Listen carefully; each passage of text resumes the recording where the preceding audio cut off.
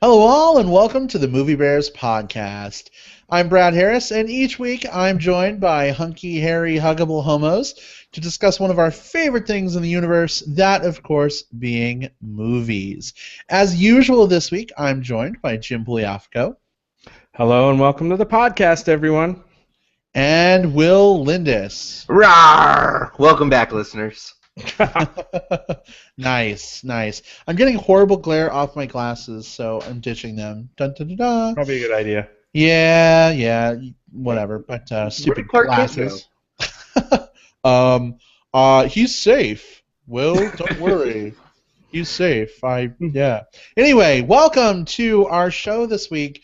It's going to be a lot of fun. We are reviewing the new Godzilla flick starring Bryan Cranston and some other people who I don't really think matter that much besides Godzilla. But we'll get to that point, I guess. It's at some point soon. Before we get into our movie review this week, though, we do have a little bit of movie news.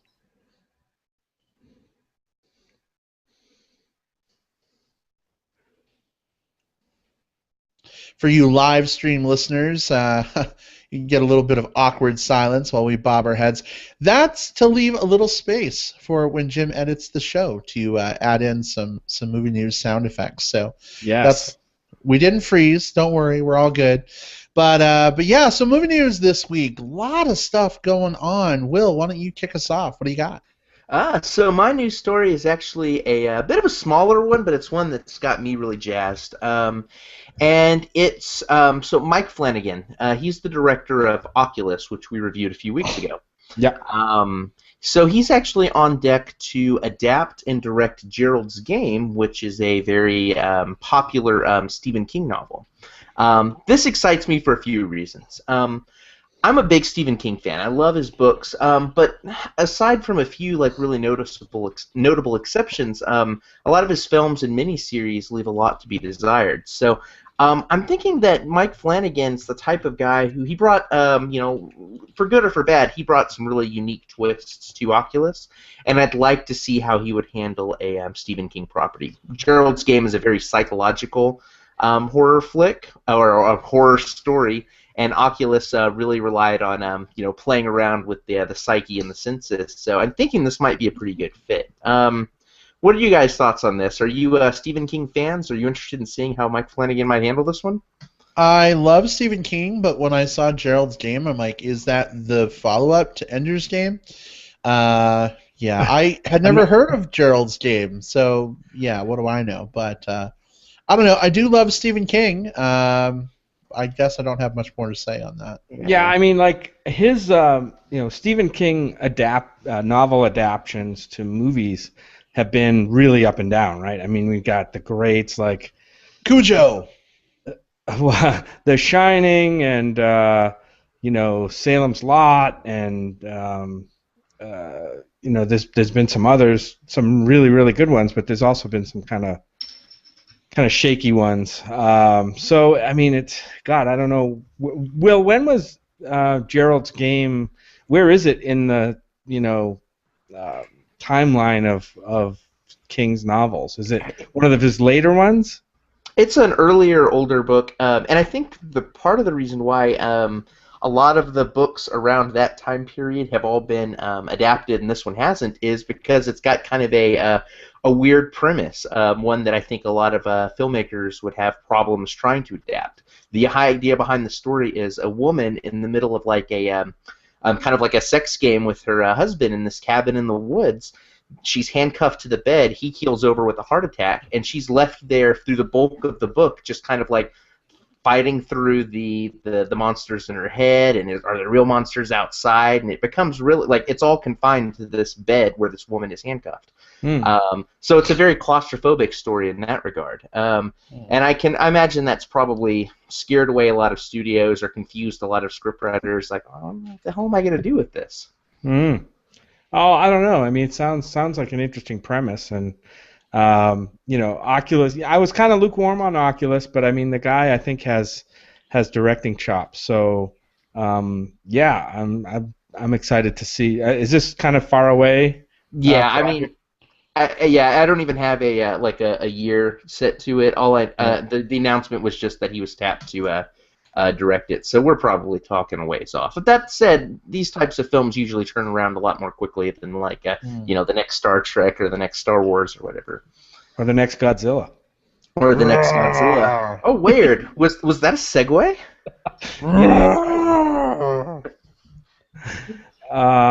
Yeah.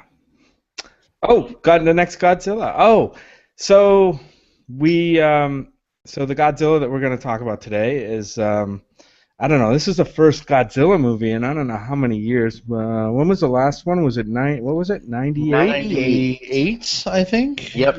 So that's 16 years. 16-ish years. Yeah. Crazy. Yeah. Crazy.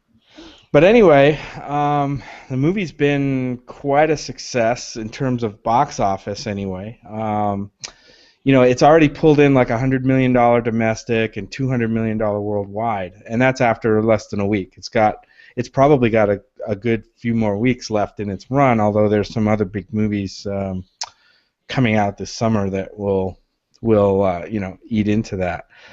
But apparently that the money that it's made so far is enough to convince the studio, Legendary Pictures and Warner Bros. To start already developing a sequel. So we're hearing about that already a little bit. It's not confirmed whether Gareth Edwards will return to direct this one or not. It's just kind of early in the process. It's not that, I don't think he's holding out or anything. I just think they just haven't made those kind of announcements other than, we're going to go ahead with a second movie. Which is interesting because, without talking about spoilers for this movie yet, which we will get into later, this wasn't one of those movies like we see this in the Marvel Universe all the time. We see this with other franchises. They kind of set up a sequel in some of those movies. And this movie, it could be argued whether, again, I want to stay away from spoilers, but it could be argued whether this movie does or does not set up a sequel. I didn't think there was anything overt in it that did. There was no like, da, da, da, and the next time we're going to see this. It ended. It was kind of a standalone. It kind of refreshingly was more of a standalone ending, which I kind of liked. It planted some seed. Did they? I'm not sure. I don't know. Well, we can talk about that. It wasn't obvious to me. Maybe they did. But it's hard to say where this would go with a sequel, or who knows, maybe even a prequel. I don't know, because we really never did see an origin story, for the monster. So maybe that's something that could be explored. As we know with the original Godzilla movies, after the first one, it was a dead serious tone, and they got kind of sillier and sillier as they went on. Godzilla fights everything under the sun. Has a little baby Godzilla and all these monsters. I hope they don't go down that kind of road, but it's hard for me to envision where they might go with it. There's talk about certain monsters from the Godzilla canon coming into the sequel, maybe some that might or might not have been hinted at in this movie, which we can talk about. But some of that could be fun. I just know that I have faith that if Gareth Edwards gets on board, he's going to give us another successful movie. We'll talk about some of the strengths and weaknesses of this one. Maybe some of the things that are perceived weaknesses can be improved on, while keeping what were the strengths of this movie. So we'll see. Right.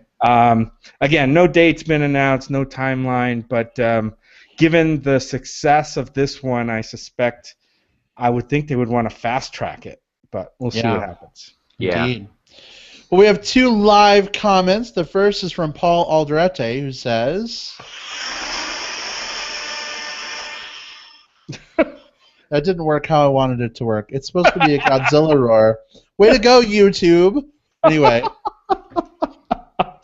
I'm all like, I've got it queued up. This is awesome. And then it starts playing a freaking ad. So that's awesome. But, it's not that great. Anyway, and the other one is from Anthony R. from British Columbia, who says he's watching us right now and he wants to clap. That's kind of a funny in-joke because Anthony, who saw Godzilla with us the other day, was surprised that we were clapping in a movie. Apparently they don't do that in British Columbia. So, oh, wow. We'll clap. Basically, at the end of the movie where, people, when we saw it at the premiere night, at the end of the movie or I don't know if it was in certain scenes of the movie. Oh, no, it was at the end of the movie when the credits rolled. Several people, clapped at them, and cheered at the end of the movie. He's like, what the hell is that?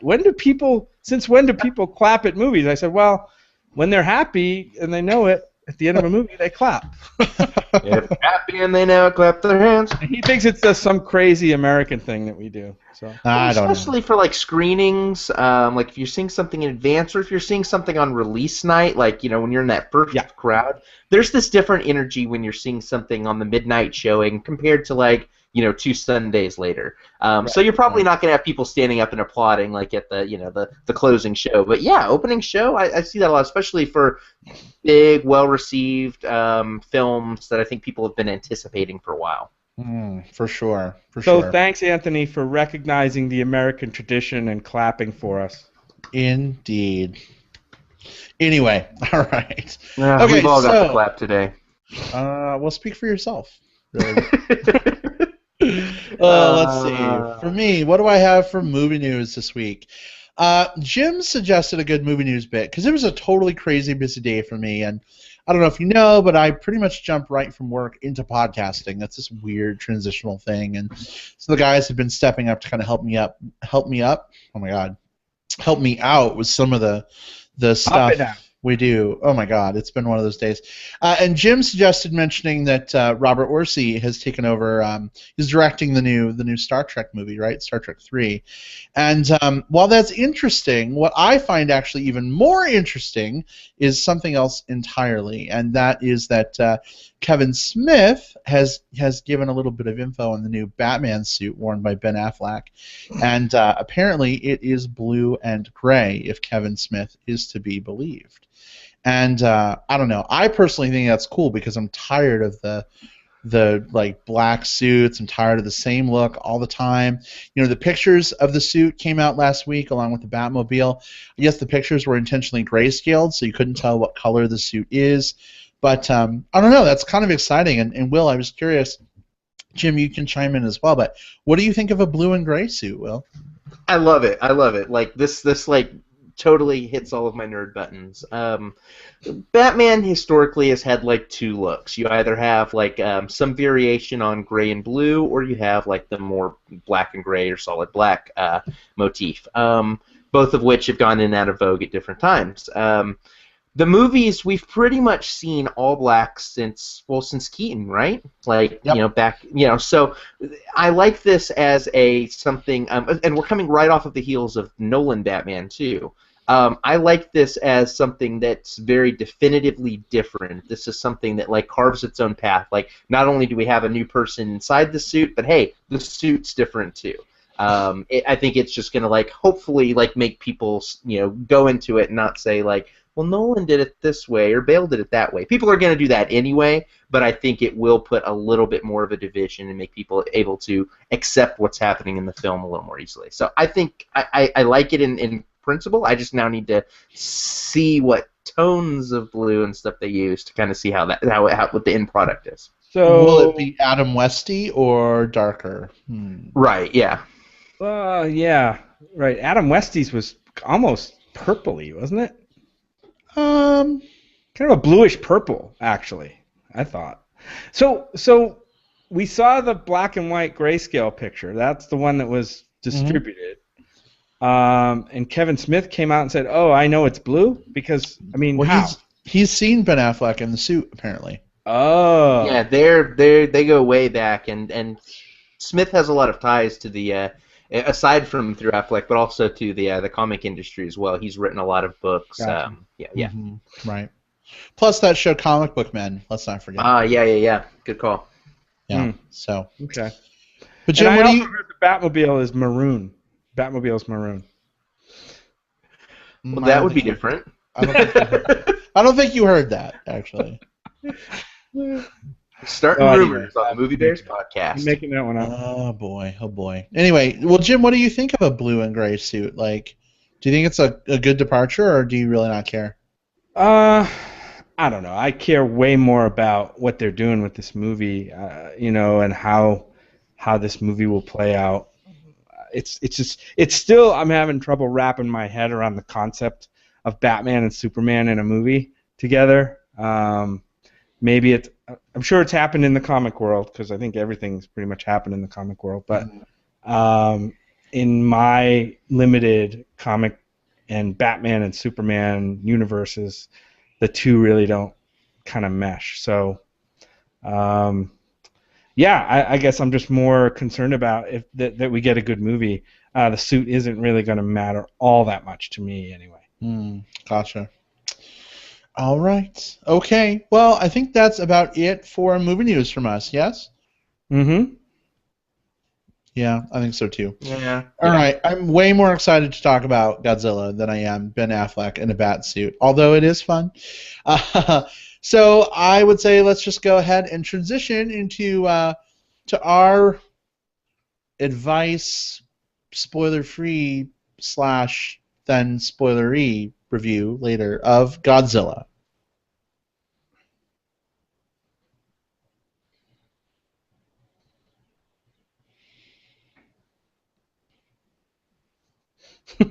Do that again, Will. I've locked the camera on you so we can see. All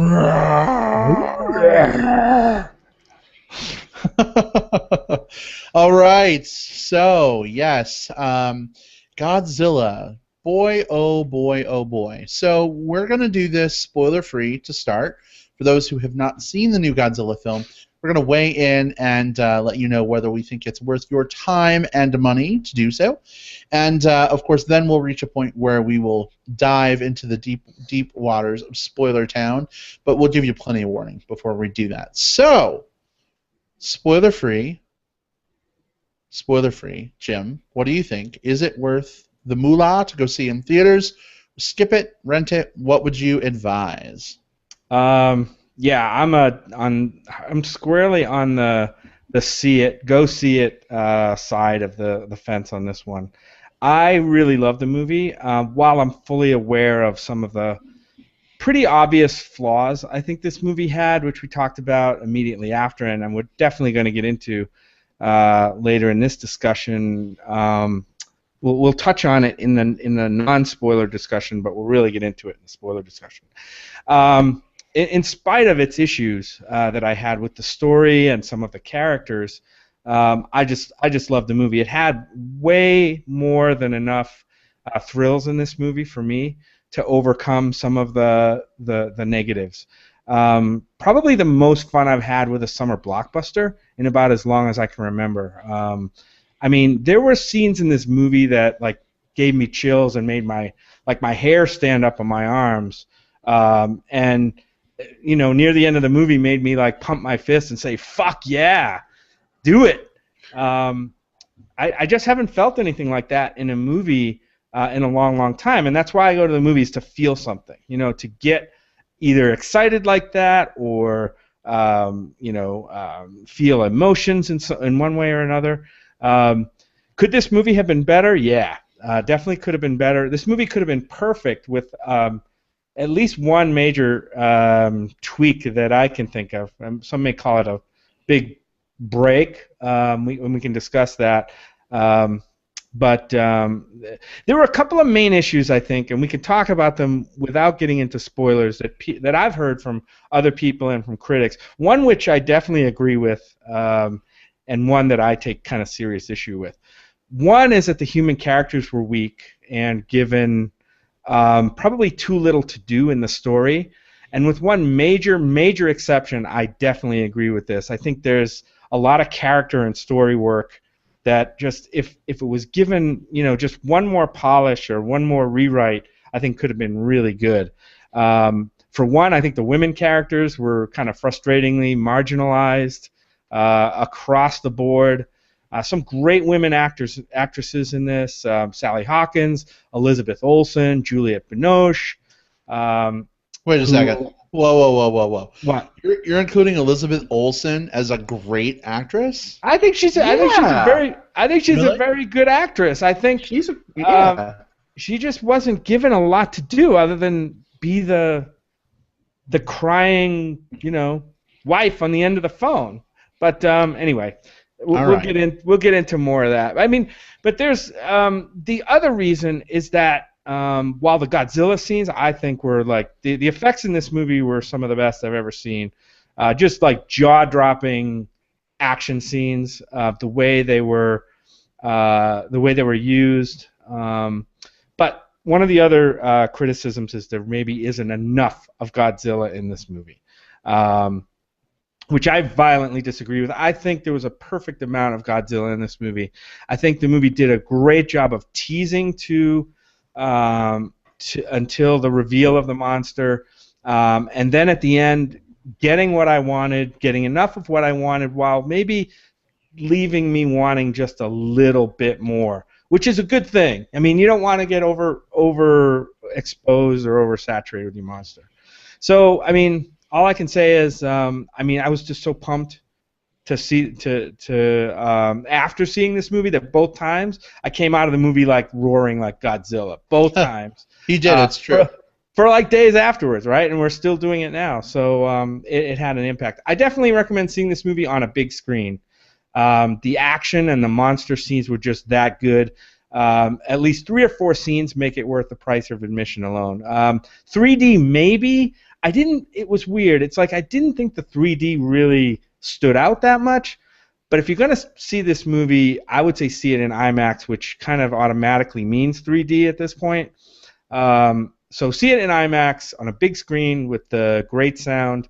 I think that's a must. Unfortunately, you get 3D along with that, which didn't really lend a lot to the movie, I don't think.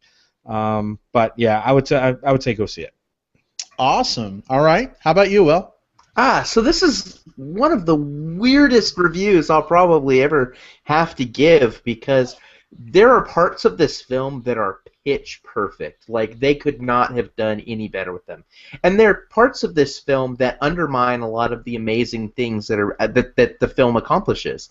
So it's a mixed bag. Would I say go see it? I would say yes. I think it's ultimately a good film. I don't think it's a great film, and that's because it's hamstrung by a couple of very, very major things, which Jim kind of hit on. I think we're kind of on the same page in terms of a lot of the specifics. This is a film that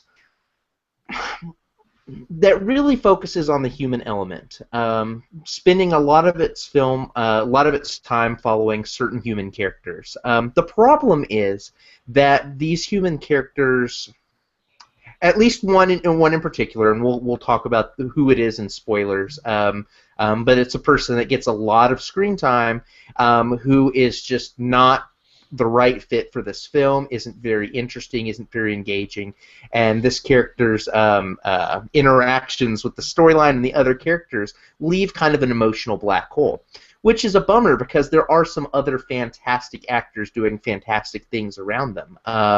And so it was a very stark contrast. You have some great people, and then you've got this one person who is talented in other things, but is just a black hole of charisma here.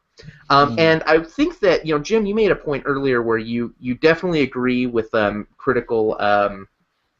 critics who say the human elements were not quite right, they weren't done well, but you disagreed more with the idea that there was not enough Godzilla in the film. And I think that the two issues are kind of related. Like, if the humans were really interesting, like, if what was going on with them was super engaging, I would have been cool with the amount of Godzilla that was in the film. I walked out of it thinking, I wish there was more Godzilla, because there was nothing else happening for kind of maybe the middle, like the second act of the film.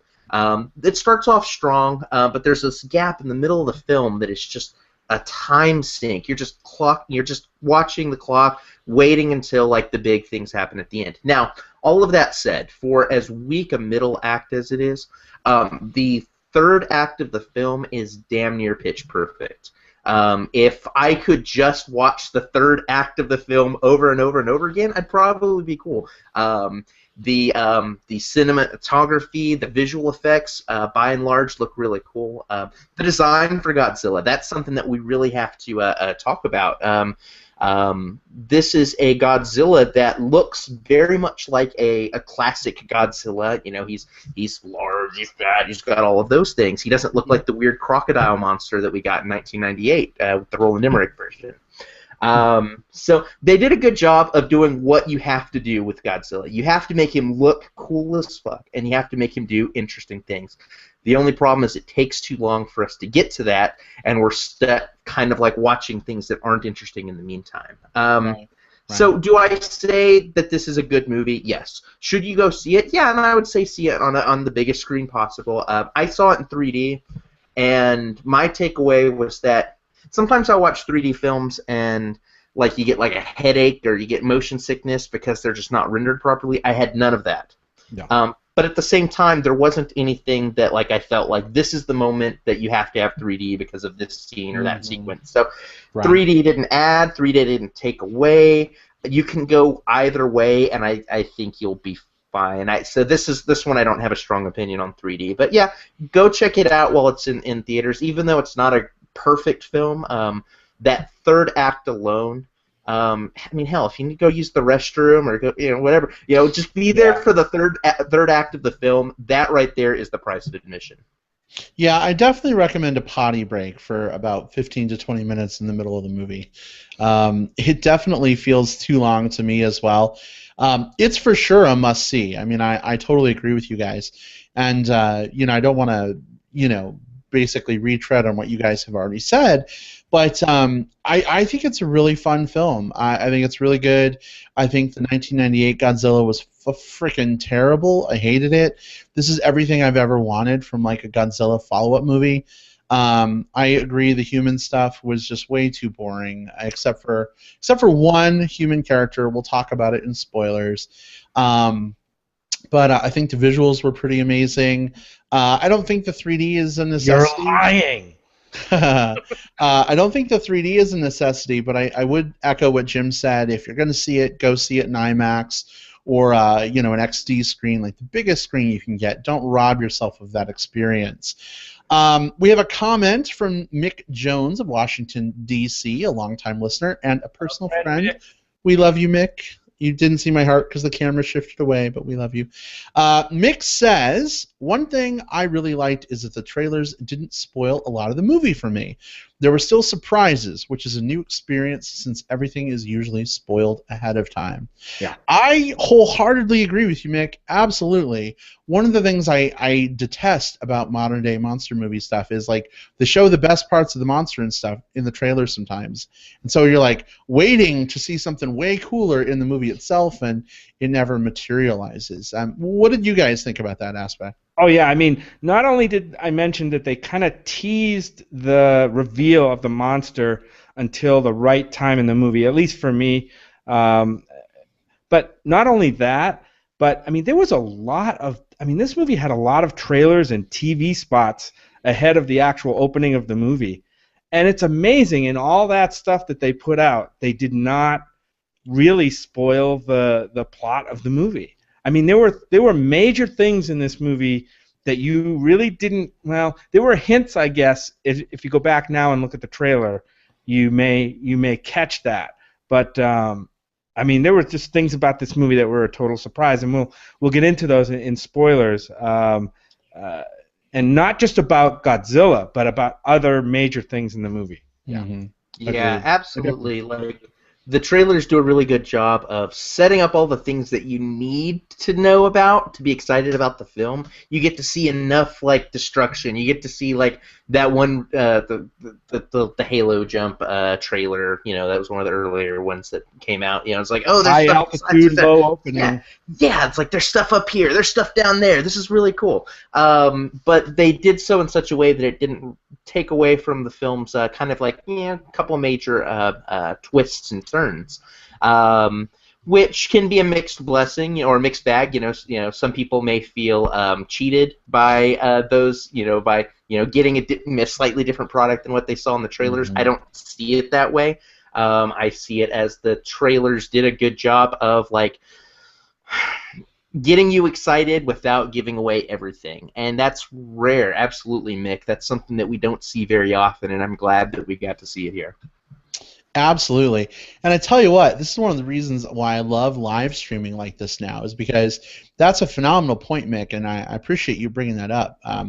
Because it's like, yeah, I mean, what's the last like monster movie you saw where the spoilers like, or where the trailer like totally spoiled it? I mean, we don't get a lot of monster movies, first of all. Right. Which is another reason why I appreciated this.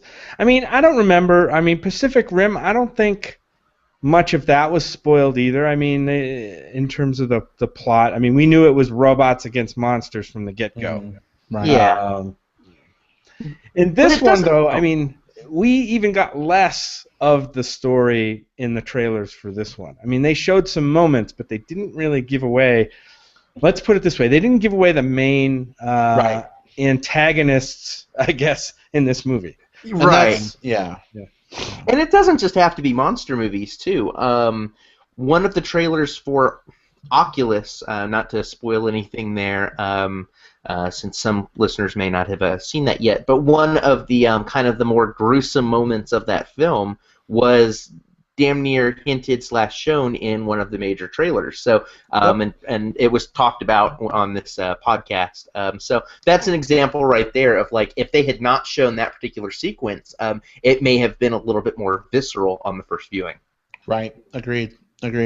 What did you guys? One of the things I wanted to mention was the sound design of this movie. I thought was fantastic. Amazing. Totally, I mean, just amazing. And not even the Godzilla roar and those parts during the battle sequences and stuff.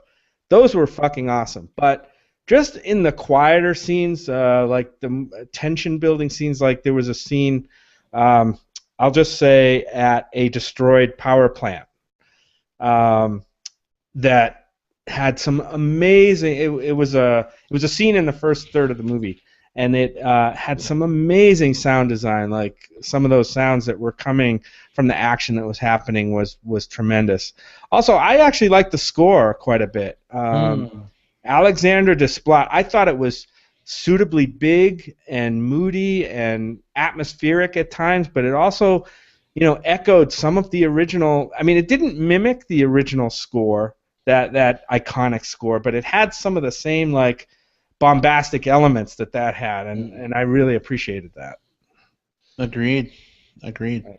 Well, guys, I think we're at that logical point where we are like really anxious to talk about spoilers, but we can't. Yeah. So maybe are we ready to do that? I think our discussion really needs spoilers. Like we're at the point where we can't really go much further without. I'm frothing at the mouth to talk about spoilers. So, all right, guys. Well, here is your warning. We're about to enter spoiler territory. If you have not seen the film and you value your virginal innocence in regards to the plot, now is your time to make like a citizen in a Godzilla-attacked city and get the F out of town, and maybe come back in 20 or 30 minutes for our plugs, because we always have awesome plugs, and of course you want to hear what we're plugging this week. For those of you who are listening to the audio version of the show, you can refer to our handy-dandy time index, and you can see exactly where to fast forward to. For those of you who are watching live, you may want to just step away for a little while and come back. Spoilers are officially fair game in 3, 2, 1. I don't know why I'm doing that stupid thing with my fingers again, but I am. All right, so here we go. Spoilers. Bryan fucking Cranston. Oh my God, he was awesome. I loved him. Yeah. Yes. We're going to talk about what went wrong character-wise in this movie. He was the one thing that this movie got right with the human characters in this movie, I think. There were some other okay things, but man, he was fantastic. Like, I kept thinking back to his role as Heisenberg on Breaking Bad, and he brought this. I mean, he brought some of the that same emotional weight to the whole. I mean, the whole setup of the movie was really riding on his back, and I thought he did a tremendous job. Here's where it becomes frustrating for me. I don't know how a movie takes a look at what they're getting from him in the story and decides a third of the way through that we'll just jettison that character and then revert to this other storyline that is not even close to being as compelling as Bryan Cranston's character, Joe Brody, by the way. And that was my biggest frustration with the movie. I mean, so for those who are listening to the spoilers and don't mind, I mean, we get Joe Brody. He's a nuclear engineer. He's a dad of Ford Brody, who is eventually in the military and becomes an EOD expert. But Bryan Cranston, at about a third of the way through the movie, is killed off by the actions of one of the other monsters in the movie. And by the way, there were two other monsters in this movie. A total shock to me. I had no... What's that? 3 months. I was just saying 3 total. 3 monsters. 3 total monsters, yeah. Godzilla and 2 foes. Mutos. Massive, unidentified terrestrial organisms. So that's Muto. And yeah, I mean, they killed off Bryan Cranston, and the story, at least the emotional or the human arc of the story, just totally switched over at that point to something much less interesting, at least to me. And this is not saying so. The actor, what's the actor's name, Will? Aaron Taylor Johnson. Aaron Taylor Johnson. Yeah. This is not to say necessarily that he's a bad actor. I just think the character was totally blandly written, and not I don't know how to say it. They just kind of dropped the ball with the human story at that point. So I agree with you, Will. I think the first third of the movie, the setup was pretty damn good, and then it really dropped off in the second act, and then picked up again when the real shit started going down. Yeah. I just don't know why they did that. It's disappointing because you're right. The opening sequence was really, really strong. Bryan Cranston is amazing, and I think that people were going to go see this movie anyway. It's Godzilla. People were going to go see this movie, but I think Bryan Cranston maybe gave it a little bit of legitimacy, kind of in advance. Like people who might be willing to disregard it as just another that's a big blockbuster movie, might have given this a second look and said, but it's got the guy from Breaking Bad in it. I'm not normally a blockbuster guy. Maybe I'll go check this out. And he did deliver. He delivered so exquisitely. There's a lot of emotional beats in the first part of that film that Cranston delivers with all of his all of his acting talent. Like when he cries, because he cries, he does so in a believable way that when he's pleading with them right. to get them to believe him and what's happening. It's incredible. And can you imagine if they had written his character to continue in the story? Maybe just the dad, the son, and maybe the grandson or whatever, and kind of interwoven their story through the end, so that Bryan Cranston could see what he's been claiming all along.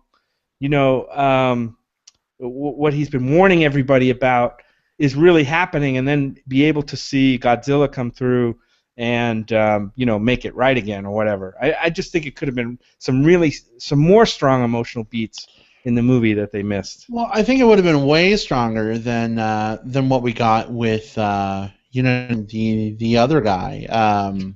What is his name? That other guy? Aaron Taylor Johnson. 3 names. Who needs 3 names? I know. In fact, Anthony from British Columbia, who we mentioned earlier, just says he was totally waiting for the Kick-Ass outfit to appear because of how many times he cheated death time after time after time. And I'm kind of right in line with that. I didn't feel like that character was ever in any jeopardy. Even at the end when He always laid on the boat. We have the countdown. Oh no, the bomb's gonna go off in 5 minutes and 21 seconds. Mhm. It's like, you know he's gonna survive. Like, big freaking deal. Like, there were no stakes there, I guess, for me, and it made it hard to care about his character. Plus, he was about as wooden as like a giant telephone pole, I felt. And so it was just hard for me to, I guess, connect with him. Whereas Bryan Cranston, like, I mean, I realize maybe I'm a little spoiled from Breaking Bad and like his first, 30 minutes in the film, but Jesus Christ, that man can act, and like his eyes are just so emotive and expressive. Like, he could just sit there and look at the screen, and I would probably just start weeping, depending on how he's looking at it. So I don't know. I think you're right, Jim. I think they made a big mistake killing his character off early, and I'm really curious why they went that route. And do you guys think it's because they're trying to engage a younger male audience for this movie, and so that's why we have like the male action hero as opposed to like the the professory sort of bookish hero? What do you think? No, I don't think that's necessarily the case. So one of the things, kind of getting back on Aaron Taylor Johnson as part of my answer to that question, this is a guy who is a talented actor who is able to carry roles, and he just didn't here because there were some serious script issues. There were some serious script issues here. One of the things that I think was awesome about this film, but also was a bit of a caused some of the problems, was Gareth Edwards, the director, was able to take some real risks, and one of those being killing the protagonist very early on and switching to another point of view. A lot of studios would not allow that. A lot of studios would say, hey, we paid good money for Bryan Cranston. Let's keep Bryan Cranston. A lot of studios would have forced the script to have the two of them fighting Godzilla together there at the end. But for some reason, the script, they decided that they wanted to do like a sudden switcheroo, kill off the who we thought was going to be the lead, switch focus to another character, kind of like Psycho. Psycho did that, switched point of view very early on. I'm glad that Gareth Edwards was given the reins to do that. It didn't work. It didn't work out the way he intended. Yeah. But I am glad he was given that free rein, because I hope that then will translate into when we talked about them doing now a sequel, a Godzilla 2.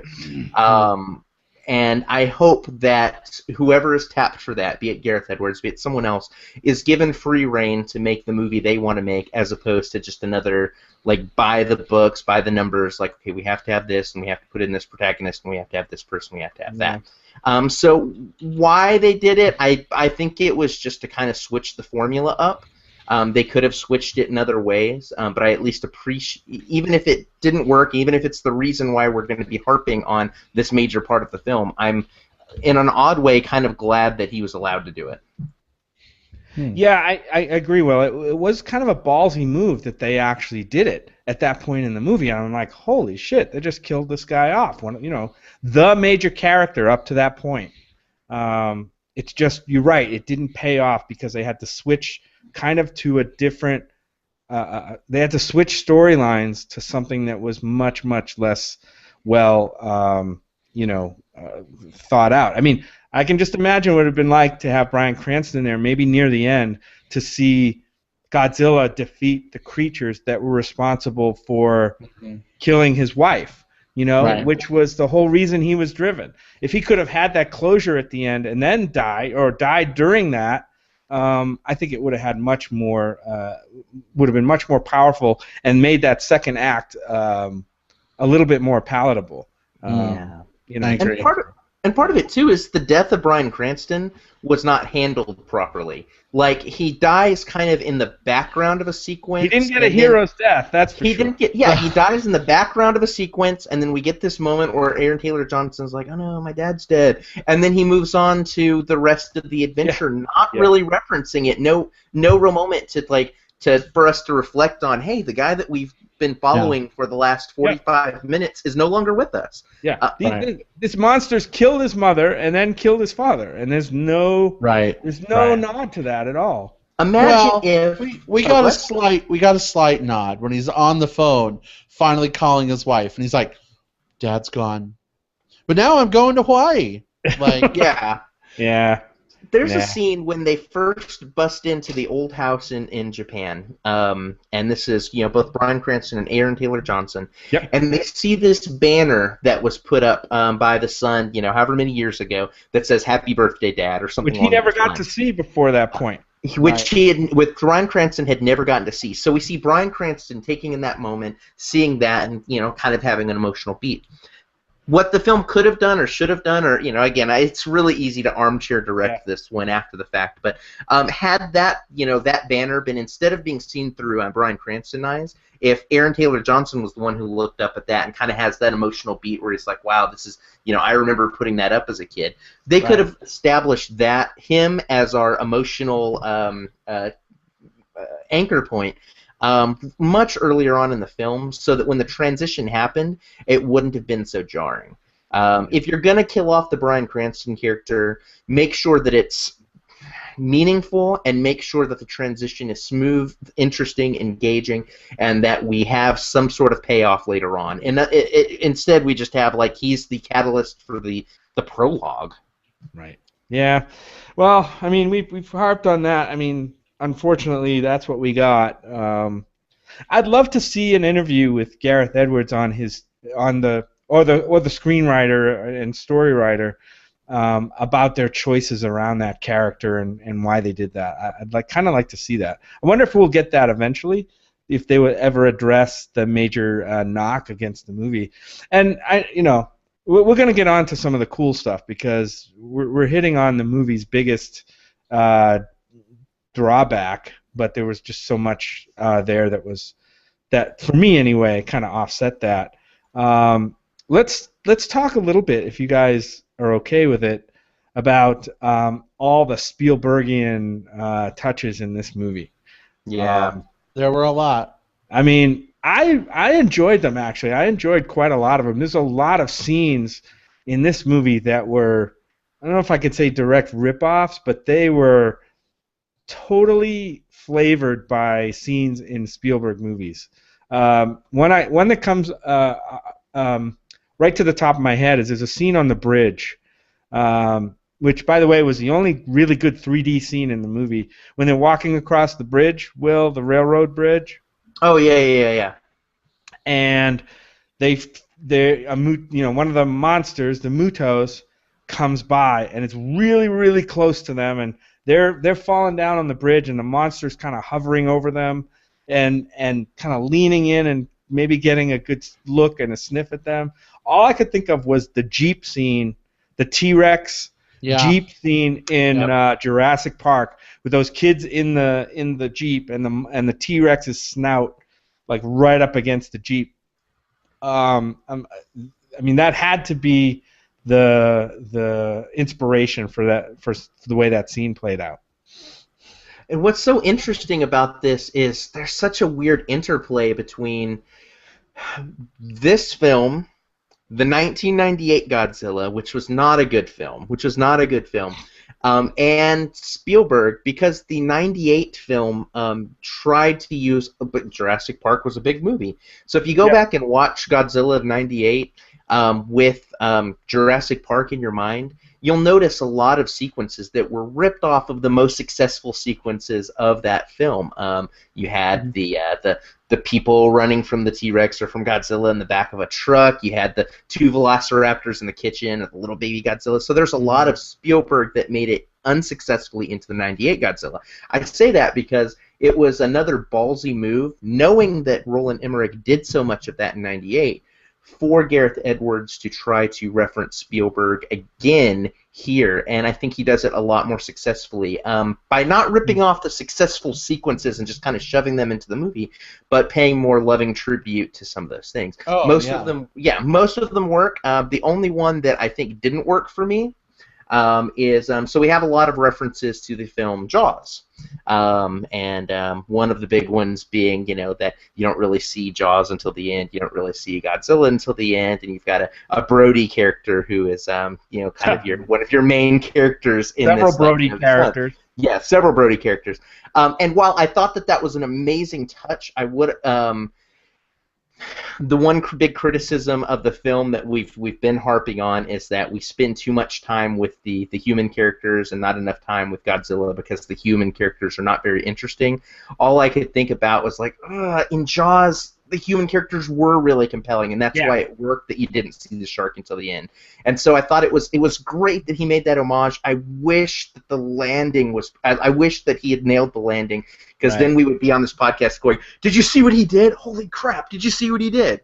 So yeah, I'm glad that he did those touches. But in that one area, it just kind of highlighted, like, it made one of the film's flaws stand out a little more to me, at least. Yeah, just so many of them. I mean, there was just a couple of ways that he used the camera, like where he would shift from action in the foreground to like something like sliding out of frame, and in the background is was the Ford Brody. I forget how they did that, but it was just so Spielbergian. And then there was a scene, the beginning scene, which I thought the scene with the first Muto coming out of the destroyed power plant was fucking amazing. I mean, that was so good. Yeah. With that, the way the energy was pulsing through it, and then the thing started coming out of the electrified area, which was also in Jurassic Park, the T-Rex going through the electric fence. Mm-hmm.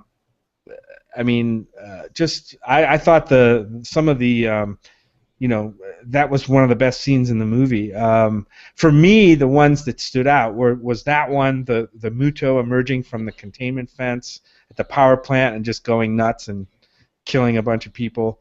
The first appearance of Godzilla in Hawaii, the whole Hawaii scene, I thought was very well done. The first, and it was interesting. I don't know if you noticed, it was hard to miss, but they showed the Muto, they showed Godzilla. They're coming together. They start to fight, and then the scene cuts to a TV screen, which was amazing. I loved that so much. And the kids in front of the TV screen, and I bet a lot of people were frustrated because they probably wanted to see more of this. But that's another way of kind of teasing the climactic action, but still giving. And it gave kind of actually a humorous beat to the movie because the kids in front of the screen. Watching CNN. He's watching this monster battle on CNN, and he's like, "Look, mommy, dinosaurs!" And nobody really knows what's going on yet. I just love that scene. There was another one. I mean, both instances of Godzilla's atomic breath were like phenomenal, spine-tingling to me. The kill scene at the end. Yeah, and for me, like it was interesting because sorry, I've been really quiet for a long time.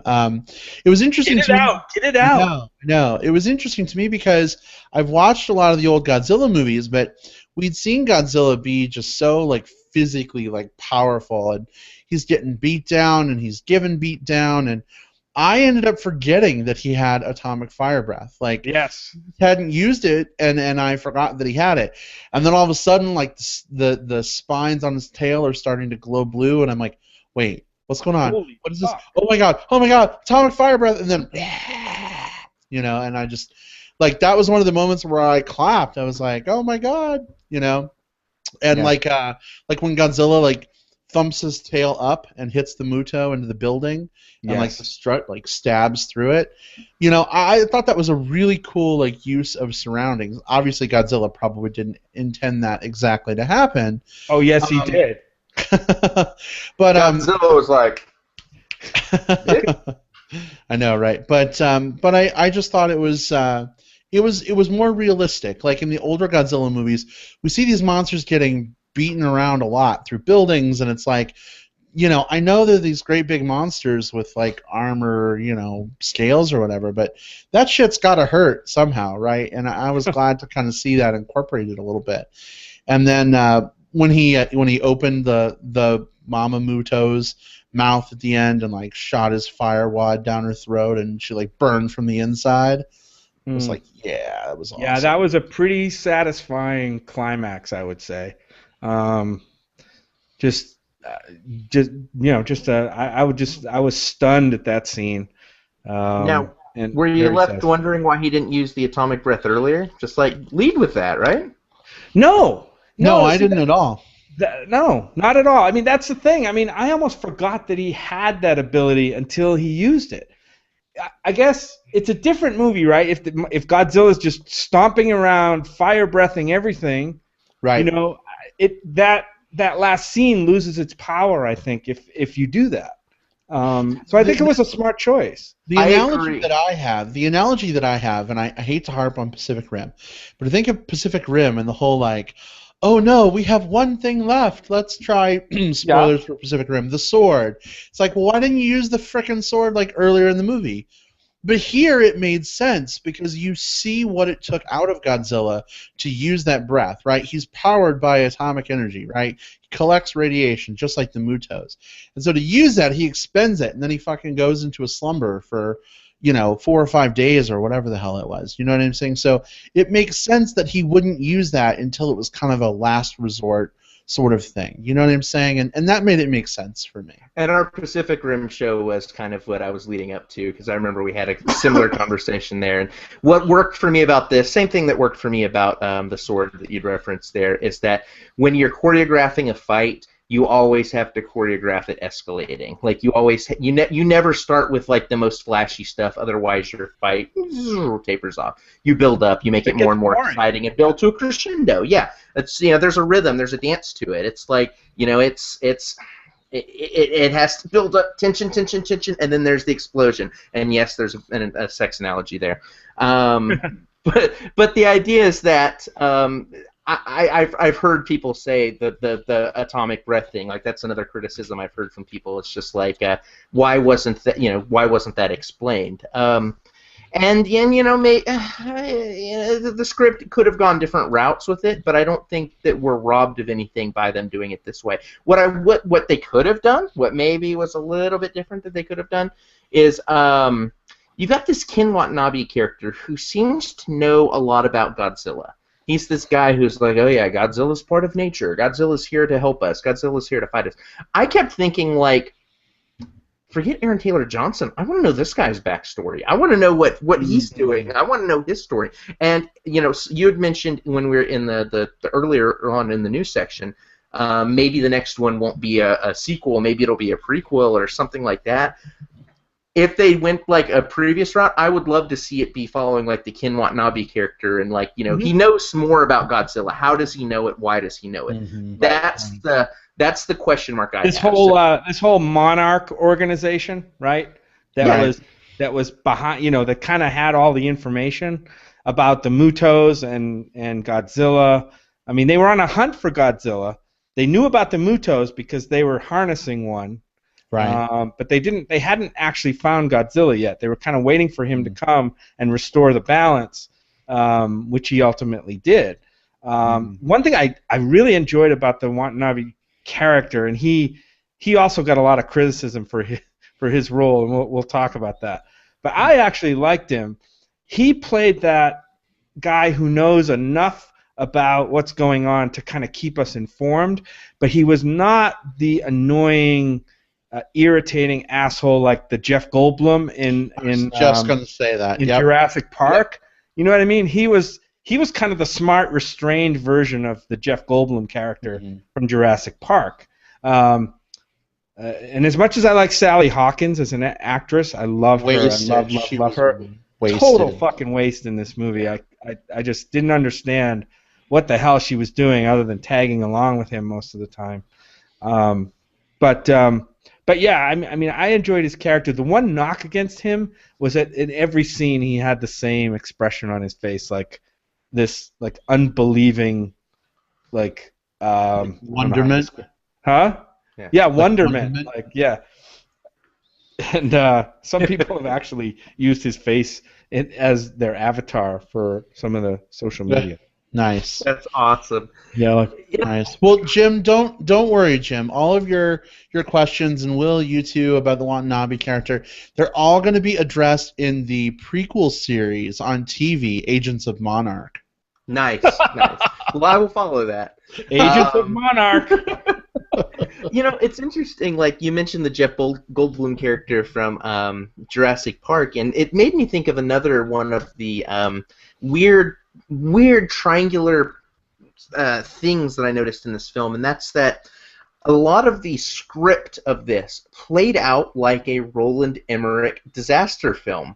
And in that, you've got this Cassandra character who knows everything that's going on, this like scientist guy who no one believes until the very last minute. Very much like the Jeff Goldblum character from like Independence Day, or the John Cusack character from 2012, yeah. And then there was the guy from Day After Tomorrow. Anyways, you always have this type of character in a Roland Emmerich flick. You always have these like father-son issues. You always have this weird passing of the torch from father to son. So it was weird that like you're trying to distance yourself a lot from Roland Emmerich, and your script borrows a lot of things that make his disaster films very notable. I don't think that, I'm not saying that as a knock against the film. I think Roland Emmerich is great at doing what he does. He wasn't great at doing Godzilla, but he's great at other things. But it was just a weird parallel. Like I want to see Gareth Edwards, Roland Emmerich, and Spielberg just get into a room and like collaborate on something, anything, because these guys are obviously tracking in a lot of the same like wavelengths. Yeah, right. I'd like to hear what Spielberg has to say about seeing some of himself in this movie. It would be interesting. Indeed.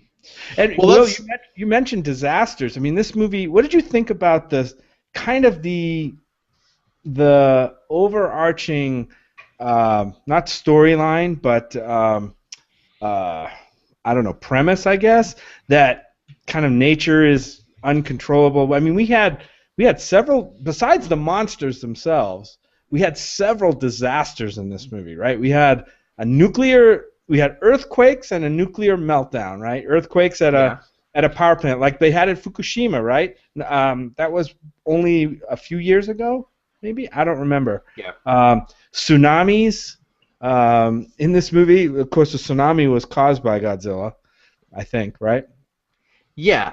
So a lot of the disasters in this, the quakes, the faults, the buildings being destroyed were caused by Godzilla. You think back to Gojira, the where this all comes from, which was a film very much based in the fear of like nuclear war, the fear of like the nuclear age and the amount of destruction that it would cause. And what was interesting about this one, when kind of put up against that film, whereas Gojira is very fearful of the nuclear age, it almost seems like this film is much more interested in like nature striking back against it. So it's less of a fearful film and more of like a revenge flick starring Mother Earth as the protagonist. Like a cautionary tale kind of thing. Yeah. Right. Yeah. I mean, we had some man-made kind of thing. There was a couple of scenes that kind of struck, I think, a little too close to 9/11 for me. Did you guys notice there was a scene? There was one scene where one of the planes, after one of the EMPs went off, that just kind of like flew right into the building. And then there was another scene where the building actually fell on Godzilla. Right. Which, I mean, both of those scenes were just a little bit too reminiscent of some of the tragedy from 9/11, I thought, which was kind of an interesting choice to put in there. I don't know if it was intentional or not, but it definitely seemed like that's what they were going for. Maybe so this is going to make me unpopular, maybe, but I just get tired of the 9/11 parallels. There were plenty of monster movies with Godzilla and these monsters crashing into buildings before, and planes crashing into buildings, and I mean, cinematic history is full of this stuff.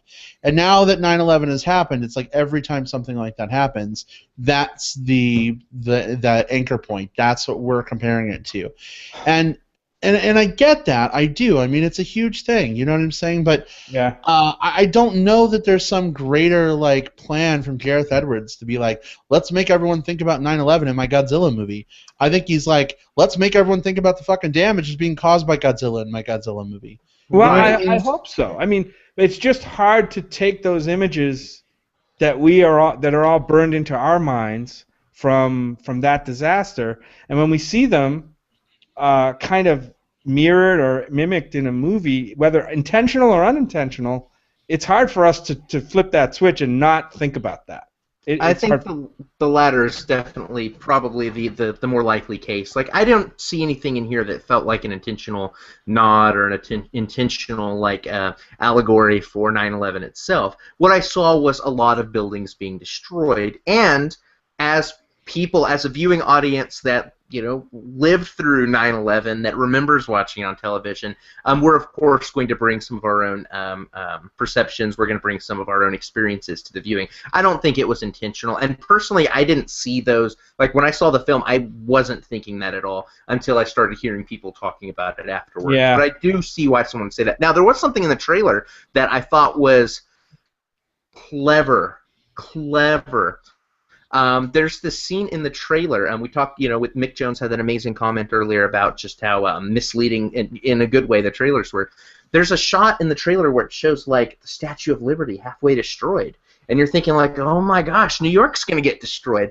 And it's not. There's the sequence in Las Vegas where the Statue of Liberty it gets destroyed. At New York, New York. At New York, and the same thing with the Eiffel Tower that's there gets destroyed. You get to see that on a shot, on a kind of a faraway shot. But it was so impressive. I saw that, and like, if there was ever a moment where I just wanted to stand up and slow clap a screen, it was at that right there. I was like, that is a beautiful misdirection in the trailer. Great way to get people to maybe who would see something and think like, oh, there's going to be like a 9/11 parallel on this. From the trailer, maybe get another butt in a seat, so to speak.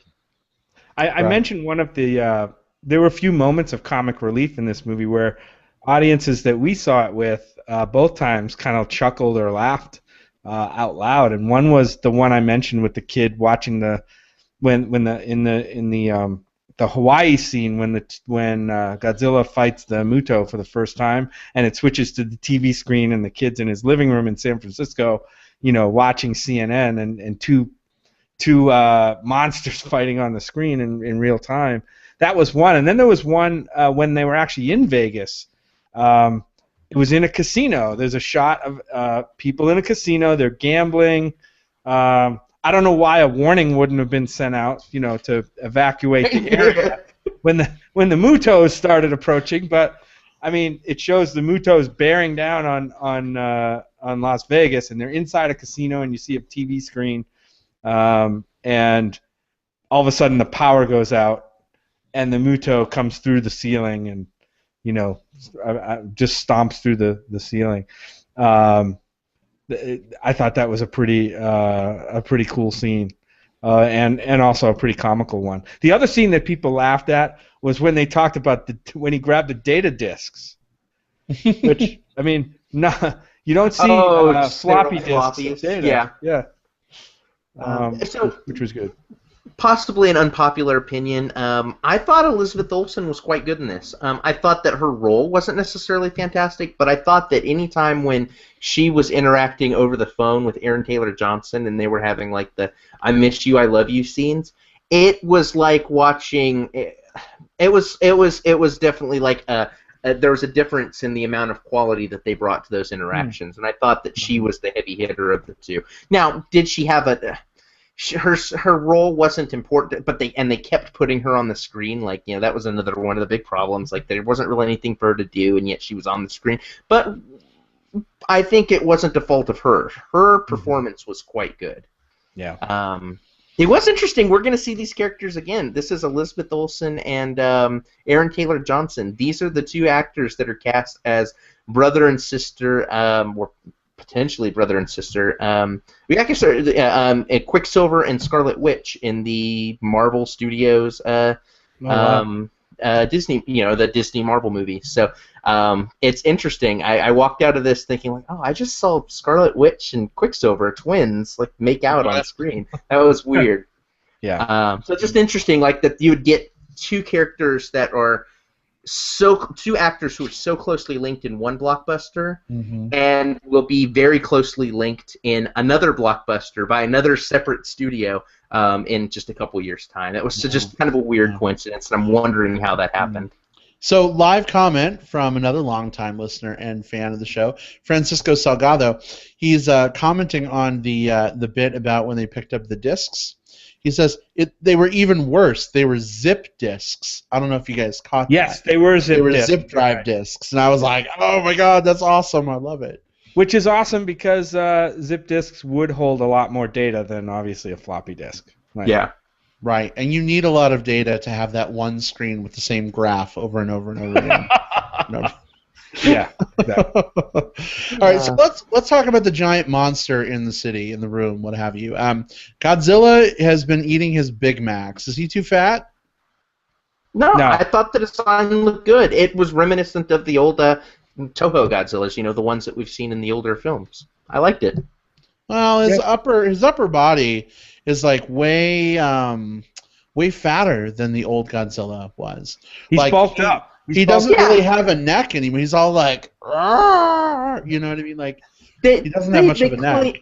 They updated the design because before you had like you obviously didn't have $1 million, $1 billion CGI to throw into those films.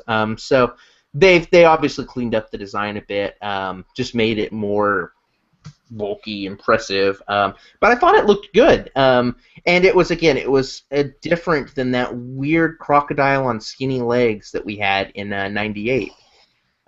This was I by and large liked this monster design, and I think I liked the Muto monster designs too. They were a little reminiscent of like Cloverfield to me, but I don't think that's necessarily a bad thing. Like they don't have to be like super unique different monsters. Like I like the fact that I was able to say it's like, oh, I saw Godzilla fight 2 Cloverfield monsters. Like that's the movie I saw, and I'm cool with that. Yeah, I thought the monster, the way they appeared on the screen and the look of the monsters was great. I didn't have any problem at all with the bigger Godzilla. He's obviously, I heard somewhere that he's obviously a lot bigger in scale than the older version of Godzilla. He's like 400 and something feet or something. I don't know how big he is, but he was like 30 or 40 stories in this movie, right? And that's because the cities now have bigger skyscrapers. So in order to give him the same gravity, the same presence in a big city, you got to kind of make him bigger. Which I thought was kind of cool. I just love the massive scale of him. But the best thing I liked about the creatures, besides the look, and besides how they looked and how they moved, and the sounds and everything, was that these characters, I mean, these monsters almost had characteristics like, I don't know how to describe it. Like they were actual thinking beings. They weren't just. You could see, and they didn't overplay this, but you could tell that Godzilla had there was something there behind the monster when he was fighting or interacting with the other monsters. And even the Mutos, the scene where the babies get incinerated and the mother runs back to the scene where all the burnt babies are, she's like has this, I don't know, crying scene or whatever you want to call it, where she's obviously devastated that her babies are now all gone.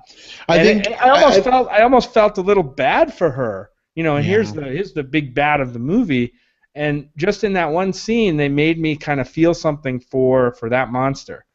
I really think Meryl Streep did a great job of playing that movie. Meryl Streep as Muto. Oh my gosh. No, what I'm glad that they didn't do is, and they could have done this, I think most films would have done this, would have been slap some sort of stinger on where it pans back to the room, and then there's like one unhatched egg, like as kind of like oh no, the sequel. And you'd mentioned before, like they didn't plant like a very obvious seed for a sequel, and I think that would have been like the obvious, obnoxious seed. Like, there's ways that this film can that can move on to a franchise, obviously, but they didn't make it very ham-fisted. They can do anything they want with the next film, and let's talk about that seed. Mothra, bitches.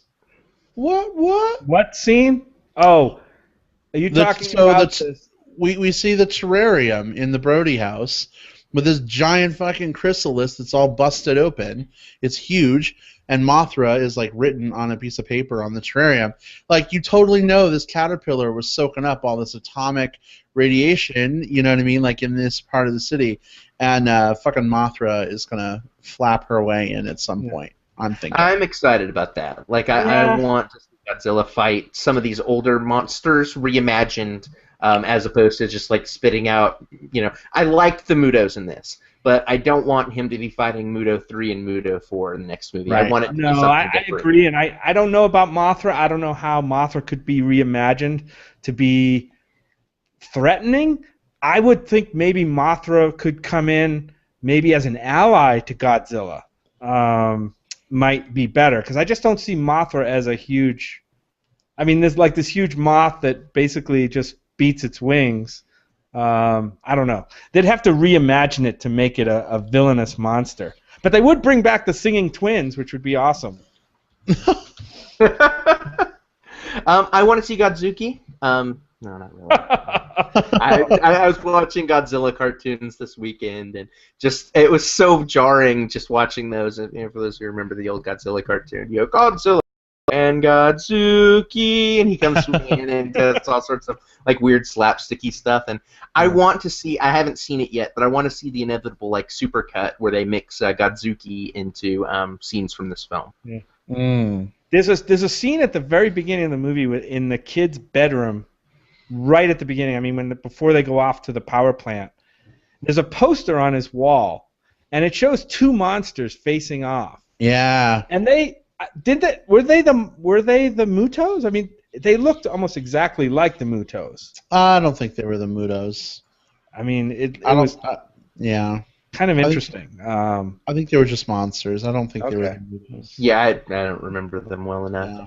Yeah. There were two scenes that really made me stand, not literally stand up and cheer, but like there were two sequences that I thought really stood out for me. The first of which was Godzilla swimming in formation with the military ships. As cheesy as that could or should have been, it looked really damn impressive.